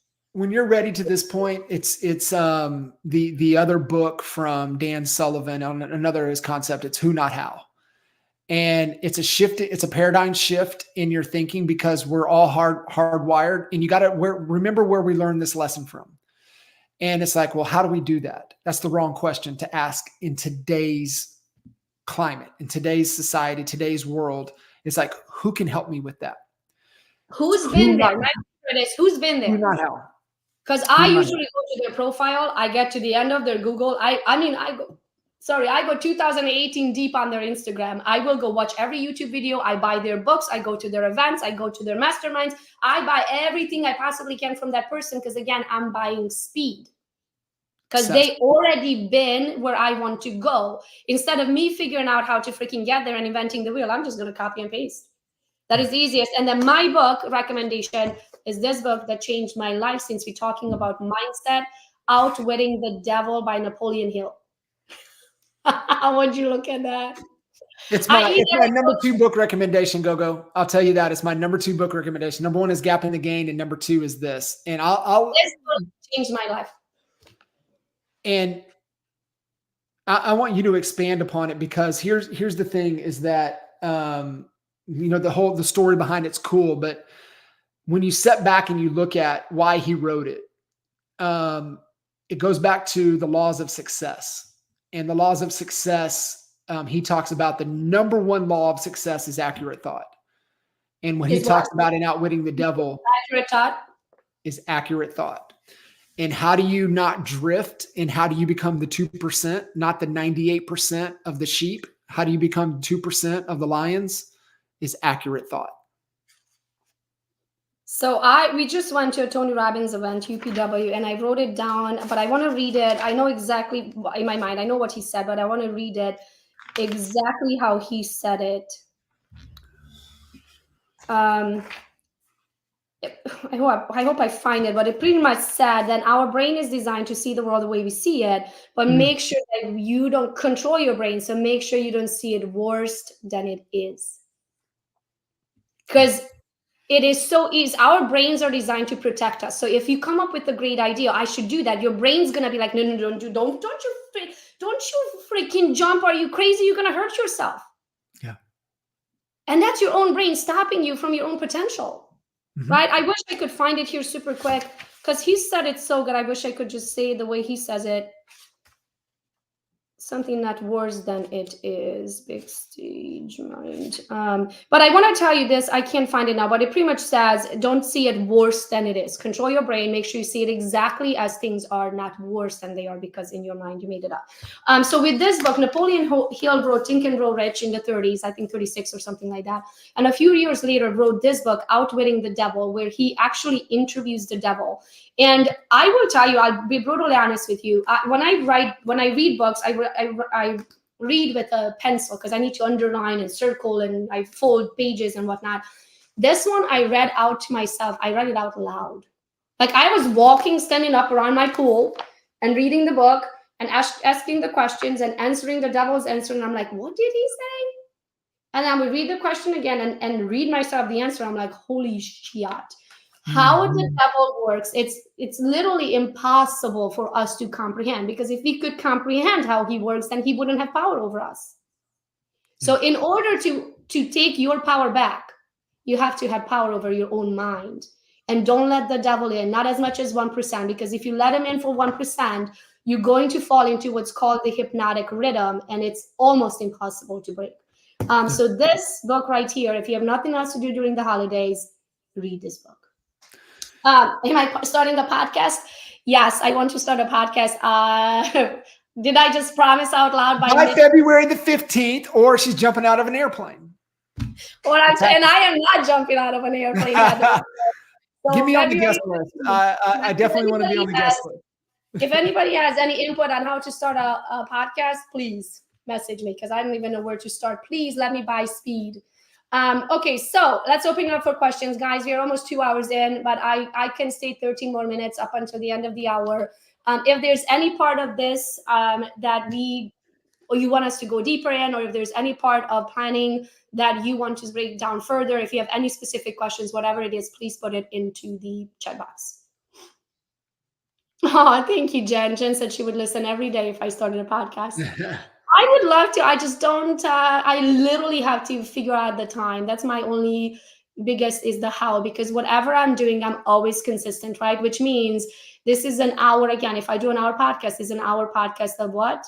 Of my life. That means I have to find an hour weekly or an hour monthly that I can attend to for the rest of my life. Okay. Almost all my business comes from YouTube. I want to hire a showing agent, but I get stuck in the head because I feel they want to work directly with me as well as show them the homes. Okay, so Alexis, I want you to do this exercise. Ask yourself that question, is that true? And see who answers it. Is it your heart or is it your ego? Your ego is not your amigo. And the feeling that people want to work with you, that's your ego answering, because you're probably a very driven person, because you're certain that nobody's going to do it as good as you can. And you're true. They're not going to do it as good as you can, right? But so here's how I do it. Now that I know my hourly rates, Alexis, I do have a team, and that does happen for a while where people are like, yeah, go, but I want to work with you. So when we take on clients, this is how we explain it. Hey, let me tell you how we work. Right? And I explain how we work. I do the marketing and negotiating. Everybody else does everything, legs on the ground. Well, Gogo, we want to work with you. Okay, my hourly rate is $4,200. On the listing side, I have to work with you at least 7 hours. Do the math. It's $28,000, $29,000 minimum that I'm going to cost if you want to work with me directly. But I wouldn't even do it for that much anymore, to be honest with you, right? I'm not going to fly up to Michigan. I'm licensed in Michigan, for $29,000 and spend 10 hours to do some paperwork. Not happening, right? So I want, Alexis, you to answer this question. Make sure when you're making business decision, it's not your ego that's answering the question, because most of the times it's our ego that's not allowing you to grow. You're going to get over it super fast. You're going to hire 2, 3, 4 buyers agents. You're going to train them, give them 90 days to prove themselves. You keep 2. You need to always have more than 1, because if you only have 1, then it's like that bird that's just sitting there with the mouth open, waiting for the leads, because there's no hunger, there is no competition. There's like, they know the next lead coming in, it's going to be theirs. So make sure you hire multiple and fire them if they don't do the job as you're expecting it. Make sure you have a very solid contract. Make sure you're holding them accountable. You have weekly team meetings. You have accountability meetings. You give them all the tools they possibly can to make them successful. You answer their calls, and there's no reason why they couldn't be doing a phenomenal job for you, so you can take yourself to that next level. What was the next? And John, please feel free to edit. I mean, it's just you gotta think like the doctor, right? You got to think of like the airline pilot, right? Do you think the pilot's back there serving you drinks and checking to make sure that you're doing the safety demonstration, that you're buckled up, put your bag underneath the seat in front of you? Like, the pilot's not doing that. The doctor's not doing that. Think about the dentist. When does the dentist make money? Dentist makes money when he's got hands in your mouth. If his hands ain't in your mouth, he ain't making no money. And you're the same way. If your hands ain't in the mouth, you ain't making no money. That's why you have, your dentist is not booking your appointment. The dentist is not checking you in. The dentist isn't walking you back. The dentist isn't cleaning your teeth. Like, you got to think in different terms of different professions, and you got to, act accordingly. Someone is asking how much money they should spend on marketing, right? Well, that's a loaded question. So here's the reason why. I don't know the amount of followers that you have. So for example, I reach organically over 1 million, almost 2 million people on my Instagram alone. If I run an ad with $5 to my warm audiences, I reach almost 2 million people, right?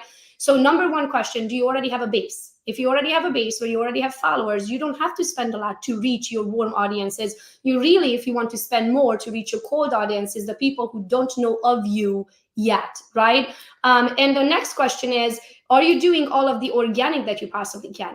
Have you exhausted the organic before you spend money, right? And what I mean by that, do you have a schedule to make your post? So here's the quick schedule, write this down.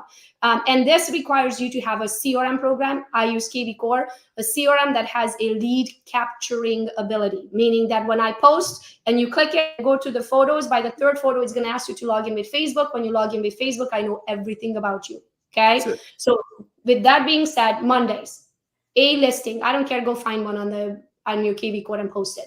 Right. And say, hey guys, this 3-bedroom, 2-bed just hit the market, blah, blah, blah. It's so amazing. I'm available today to show it to you between 5 and 8. Here's my cell phone number. Just text me. Right. Tuesdays, one of your listings. If you don't have a listings, go find another one. Wednesdays, search for homes. And Wednesdays, you might say, hey guys, I don't know if you know, but I have access to absolutely anything on the market in the state of Michigan. Here's a link. Just click below, search away. What happens when they search away? They're going to plug in what they're searching for. How are they going to get the list?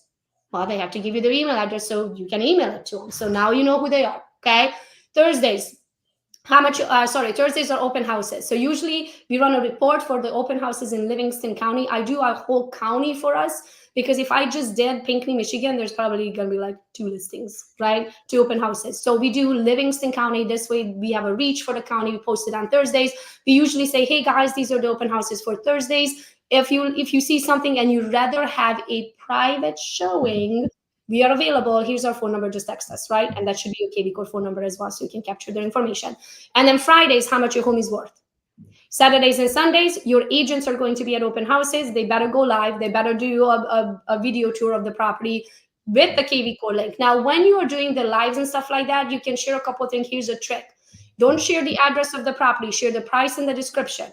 3-bedroom, 2-bed on this lake. Oh my gosh, it's amazing, blah, blah, blah. Because if you share the address, 123 Main Street, they just going to go on Zillow and they just going to tell their realtor to go find it. No, you don't give the address. So then they have to reach out to you. Oh my gosh, I love this property. It's exactly what we were looking for. Where is it located?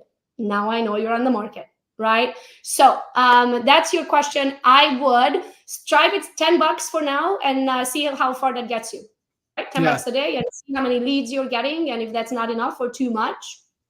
And here's the thing to go to your point, a couple ways to look at that. One, if you don't measure it, you have no business spending it. So like if you guys are not committed to tracking and measuring, you have no business spending any money on marketing. Because what's going to happen is that you're not going to know if it's working or not, and you'll get tight on money, and you might cut the cord on the thing that is producing all of the money for you. So make sure you're willing to measure and track it. Jacqueline had a great question about, making the jump. One, I would know your numbers, and I would know what the actual income that you're looking to replace of why you're still hanging on to that monkey bar. And if you know the exact number and what Gogo walked through earlier of how many units you need to do, and then you have a good plan of being able to how to get those units, then you can let go of that monkey bar and go all in. And I'm going to tell you guys, I mean, great. You did fantastic. 18 deals this year, part-time. I mean, you're wired a little bit different than most.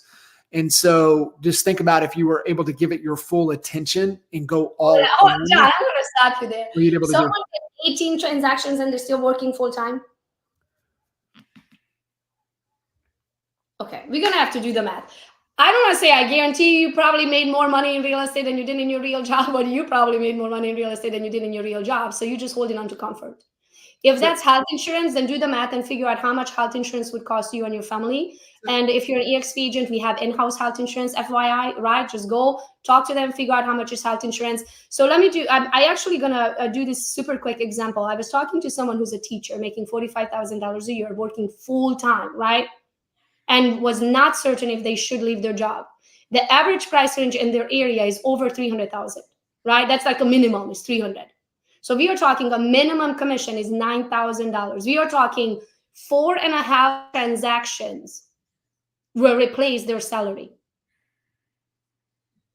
Should you do it? 4.5.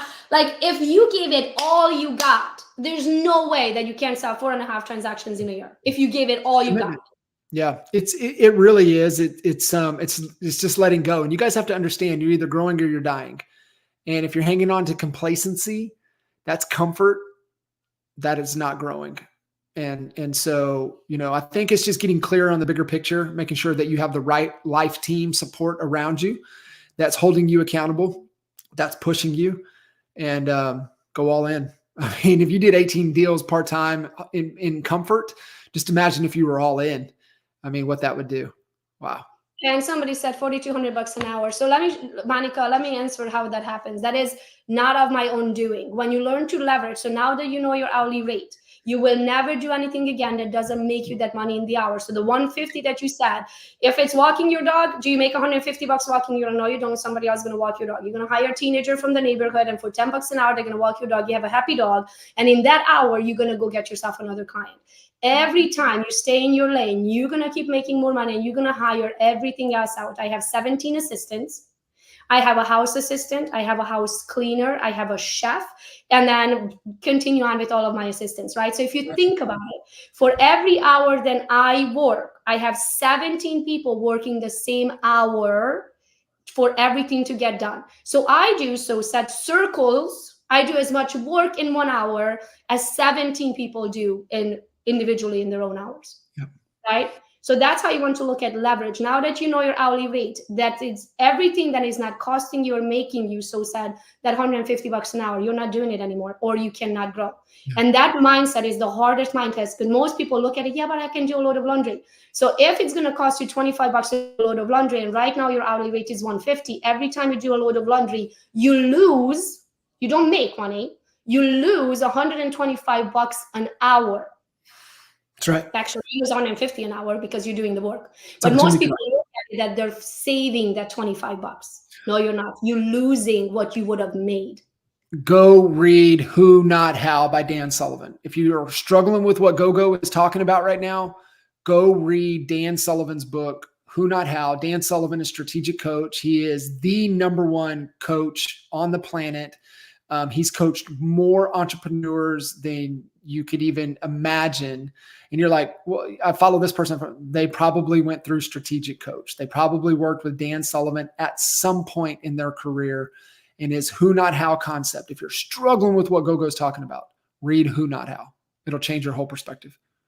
Awesome. Well, thank you everyone for being here. We are 2 Gogo, you're amazing. John, you're amazing. If you're wondering for all of the links that John was talking about, just give us some time. This will be under the video on YouTube, so you will be able to find all of the lists.